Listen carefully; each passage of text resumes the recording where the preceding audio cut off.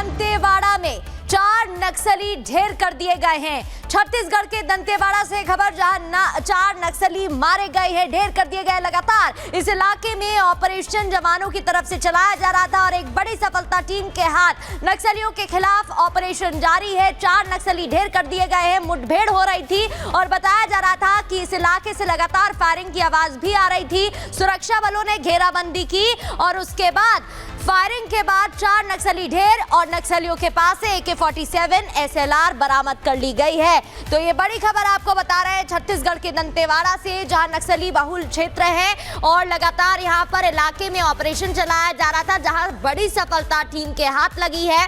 और तो और यहां AK-47 हथियार SLR बरामद किया गया है। 4 जिलों की DRG STF की संयुक्त कार्रवाई है। DRG की टीम लगातार यहां पर तैनात रहती है। एक बड़ा ऑपरेशन चलाया जा रहा था। इस बीच एक बड़ी सफलता भी हाथ लगी है। शनिवार देर शाम से दंतेवाड़ा में मुठभेड़ जारी है और इस बीच 4 नक्सली ढेर कर दिए गए हैं।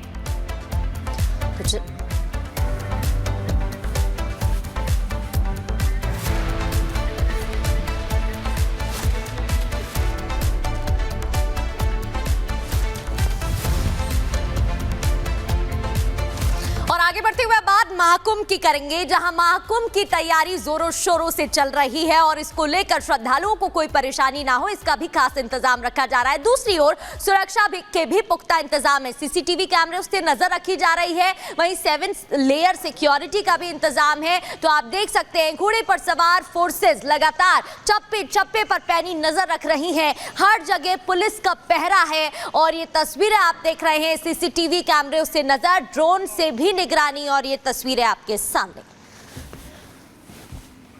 में सुरक्षा के लिहाज से 7 चक्र बनाए हुए हैं। मेला क्षेत्र में जैसे ही आप प्रवेश करेंगे, यहाँ पर आपको पुलिस की गश्ती नजर आएगी और यहाँ पर हर जगह बैरिकेडिंग की गई है। बैरिकेडिंग करके जांच पड़ताल भी की जा रही है। अगर कोई गाड़ी जो कि महामंडलेश्वर या फिर साधु संतों से संबंध नहीं रखती है, उन सबको रोका जा रहा है, उन सबसे पूछताछ की जा रही है। इतना तक कि यहाँ से ड्रोन से भी नजर रखी जा रही है। और पूरे अगर हम मेला क्षेत्र की बात करें तो यही स्थिति बनी हुई है, जहाँ जगह जगह पर ये चेकिंग अभियान चलाया जा रहा है, क्योंकि अभी तक कई बाहरी ताकतें हैं जिनके द्वारा कुंभ मेले को लेकर के संदेश दिया गया है, चेतावनी दी गई है। इसके बाद सुरक्षा व्यवस्था को और कड़ा कर दिया गया है।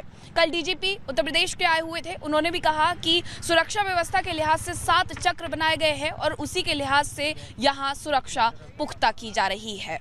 वीडियो जर्नलिस्ट विकास के साथ मैं मीनाक्षी रजत, रिपब्लिक भारत, प्रयागराज। तो देखिए, महाकुंभ को लेकर सुरक्षा व्यवस्था चाक चौबंद की जा रही है। तैयारियां जोरों शोरों से की जा रही है। सरकार का पूरा फोकस है कि महाकुंभ को दिव्य और भव्य बनाया जाए, लेकिन कुछ कट्टरपंथी मौलाना हैं जो इसमें खलल डालने का काम कर रहे हैं। ऐसे में सवाल ये है कि सनातन का उत्थान हो रहा है तो क्या मौलाना परेशान हैं?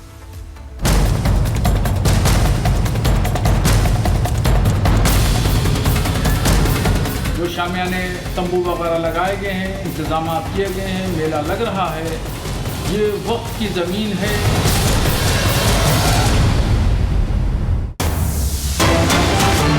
और इसी बीच बड़ी खबर बता दें, मौलाना शहाबुद्दीन को अखाड़ा परिषद का करारा जवाब। शहाबुद्दीन सिर्फ और सिर्फ नफरत फैला रहे हैं, ये कहा गया है। सनातन बोर्ड ही इसका जवाब होगा।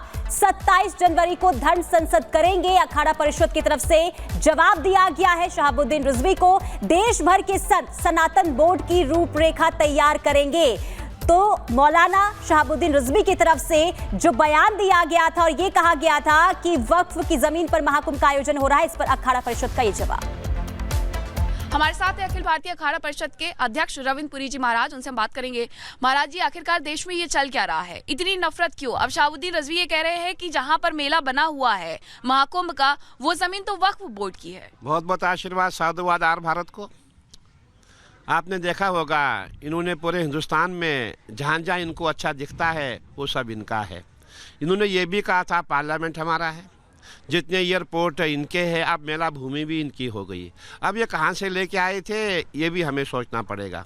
हमारा ये कहना है कि इसीलिए इनकी जो वक्फ बोर्ड की भूमि है उसका 80% जो है स्नातन बोर्ड को दिया जाए। इसीलिए हम लोगों ने प्रयास किया है, स्नातन बोर्ड का गठन होना अति आवश्यक है, ताकि जो ये लोग हैं इनको सबक सिखाना पड़ेगा और सबक भी सिखाना पड़ेगा। यही समय हमारा है और हमारा प्रयास है बहुत जल्दी से हम ये स्नातन बोर्ड का गठन करेंगे और इनकी भूमि जो 80% भूमि हम इनसे लेके रहेंगे।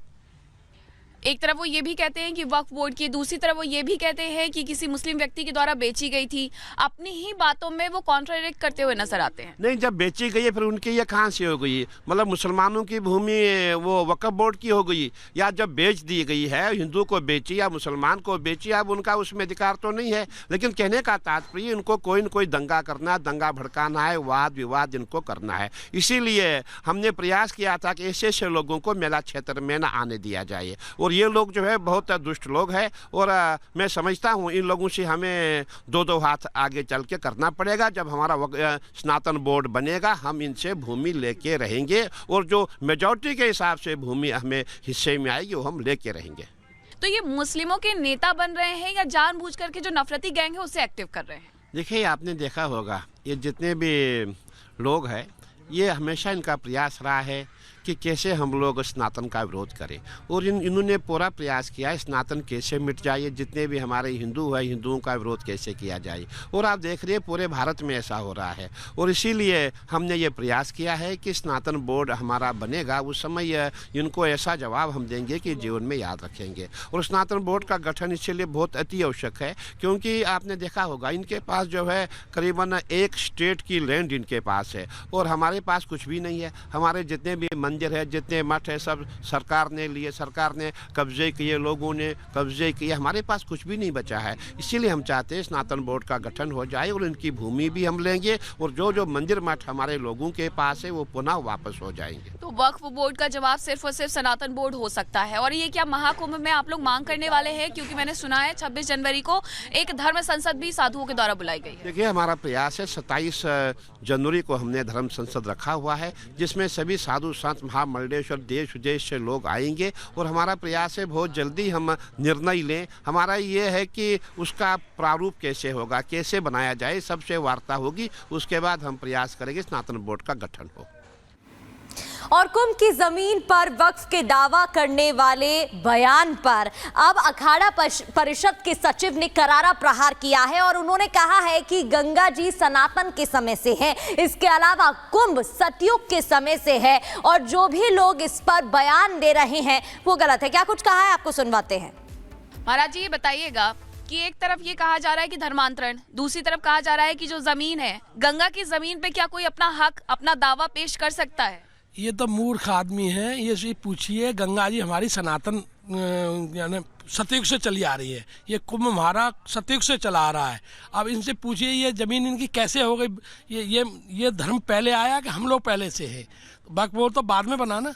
तो ये कोई छोटा सा भी बच्चा भी समझेगा कि महाकुंभ तो सनातन सतयुग से चला आ रहा है, इनकी बोर्ड की ज़मीन कैसी होगी? इनकी तो बुद्धि जो है ना, इनको तो पागल खाने में, बरेली के पागल खाने में भर्ती कर देना चाहिए। एक तरफ ये भी कहते हैं कि हमारी जमीन है और हमें ही नहीं आने देना चाहते, तो अगर वो गंगा में डुबकी लगाना चाहते हैं तो क्या इससे ऐतराज है साधु संतों को हमारे? नहीं, हमने जो अच्छे मुसलमान हैं हमारे यहाँ मेला क्षेत्र में काम कर रहे हैं, हमारे अखाड़े में खुद जो है हमारे हरिद्वार से काम कर रहे हैं, जो केवल जो चाय में मूत्र मिलाते हैं, जूस में मूत्र मिलाते हैं, ढाबे में थूकते हैं रोटियों पर, उन लोगों से हमारी नफरत है। ये लव जिहादी है, इन लोगों के लिए प्रतिबंध है, इन लोगों को तो आना ही नहीं चाहिए।